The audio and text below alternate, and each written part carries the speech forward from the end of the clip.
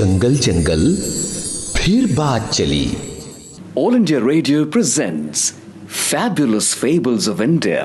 Shh, strictly for kids and the young at heart. कैसे हैं मेरे छोटे छोटे प्यारे प्यारे दोस्त। और आप सुन रहे हैं ना, हम जो कहानियाँ आपको सुनवाते हैं, आप उत्सुक होंगे जानने के लिए कि आज हम आपको कौन सी कहानी सुनवा रहे हैं। तो बता दूं कि आज आप सुनेंगे कहानी जैसे को तैसा, और ये कहानी आपको सुना रहे हैं नितिश अरोड़ा। तो सुनते हैं कहानी जैसे को तैसा।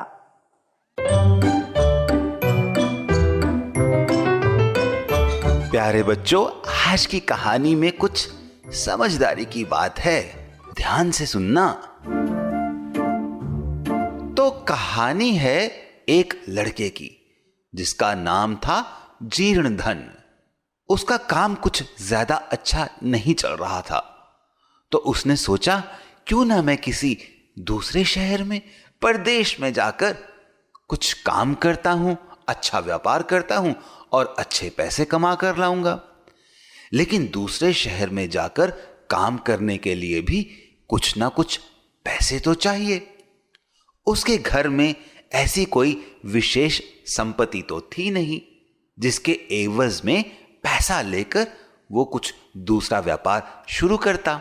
हां, लेकिन उसके घर में पुरखों की एक बहुत पुरानी लोहे की तराजू पड़ी थी। उस तराजू का वजन लगभग 1 मन था। 1 मन भारी लोहे की तराजू। अब जीर्णधन वो तराजू लेकर साहूकार के पास गया, इसे वहां गिरवी रख दिया। साहूकार के पास जाकर जीर्णधन ने कहा, यहां तो मेरा कारोबार कुछ अच्छा चल नहीं रहा। सोच रहा हूं विदेश में जाकर कुछ काम करूं।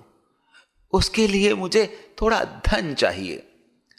आप अगर ये तराजू अपने पास रख लें और इसके एवज में मुझे थोड़ा धन दे दें, तो मैं वापस लौटकर आपसे अपनी तराजू छुड़ा लूंगा और आपका धन आपको लौटा दूंगा। साहूकार ने कहा कि मौका अच्छा है और तराजू भी काफी भारी थी, तो उसने कहा, हाँ जीर्णधन, तुम ये तराजू मेरे पास छोड़ जाओ और ये उसके एवज में तुम्हें पैसा दे रहा हूं। जैसे ही तुम वापस आओगे ये तराजू मैं तुम्हें लौटा दूंगा और तुम मुझे मेरा पैसा लौटा देना।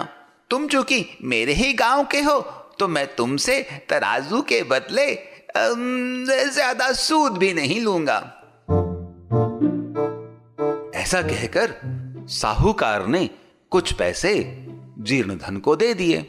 विदेश में जाकर जीर्णधन ने जल्दी ही काफी पैसे कमाए और फिर वो वापस अपने देश आ गया।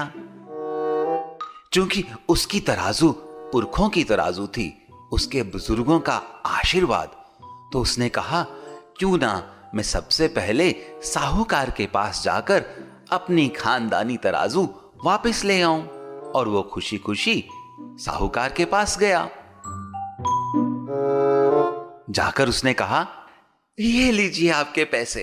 आपकी दी हुई संपत्ति ने मुझे बहुत मदद की और मैं अच्छा व्यापार कर पाया और उस व्यापार से मैंने ये मुनाफा कमाया है। हालांकि आपने तो मुझे कहा था कि आपको मुनाफे से कुछ नहीं चाहिए और आप सूद नहीं लेंगे, लेकिन मैं खुशी खुशी ये मुनाफे का कुछ हिस्सा आपको दे रहा हूं। आप कृपा करके मेरे पुरखों की तराजू मुझे लौटा दीजिए। हैं? पुरखों की तराजू? अरे उस तराजू को तो चूहे खा गए।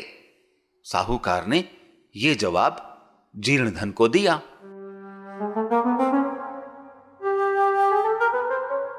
जीर्णधन समझ गया कि साहूकार की नीयत में कुछ खोट आ गई है और वह उस तराजू को देना नहीं चाहता, किंतु अब उसके पास कोई उपाय तो था नहीं। कुछ देर सोचकर उसने साहूकार को कहा, कोई चिंता नहीं दोस्त, ये तो मेरी अपनी करनी, हमारे पुरखों की उस विशाल तराजू को अगर चूहों ने खा डाला तो इसमें तुम्हारा क्या दोष है? तुम इसकी बिल्कुल भी चिंता ना करो। और फिर वो दोनों आपस में बातचीत करने लगे। थोड़ी देर के बाद जीर्णधन ने साहूकार से कहा, मित्र, मैं नदी पर स्नान के लिए जा रहा हूं। तुम अपने पुत्र धनदेव को भी मेरे साथ भेज दो तो वो भी नहा आएगा।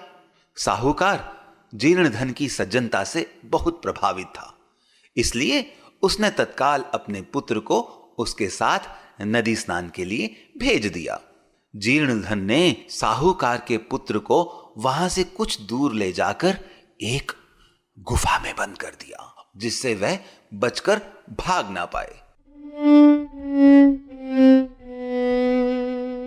वहां बंद करके जब वो वापस साहूकार के पास आया तो साहूकार ने पूछा, अरे मेरा लड़का भी तो तुम्हारे साथ स्नान के लिए गया था, वो कहां है?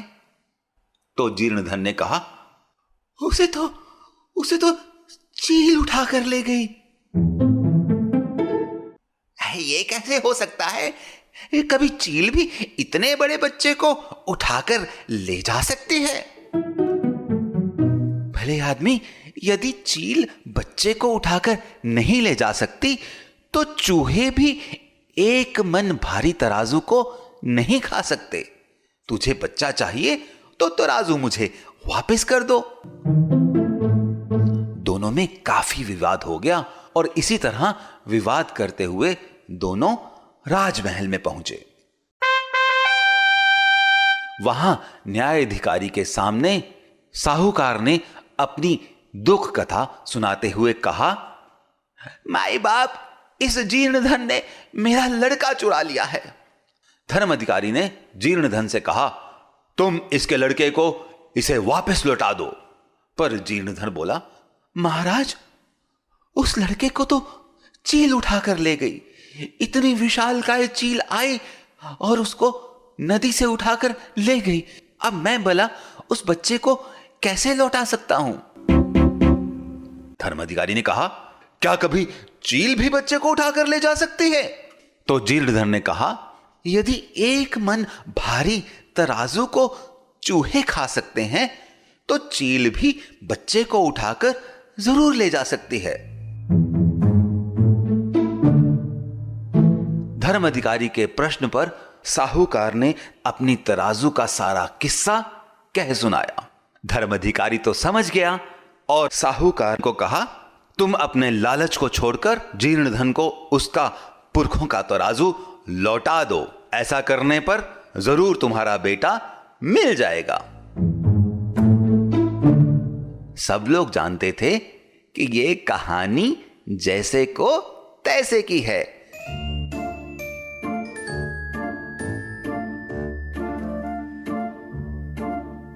जैसे को तैसा। अभी आप सुन रहे थे ये कहानी, जिसे सुना रहे थे नितिश अरोड़ा। आपको ये कहानी कैसी लगी?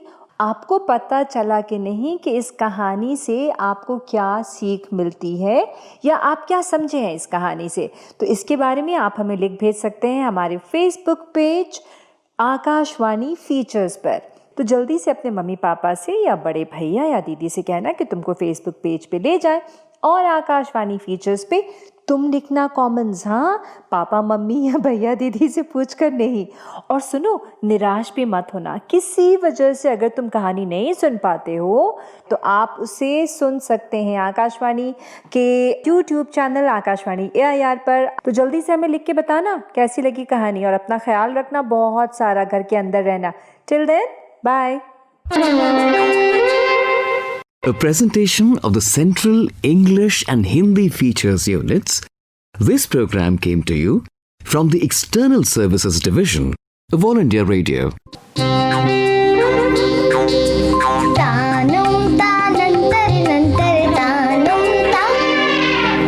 जंगल जंगल फिर बात चली।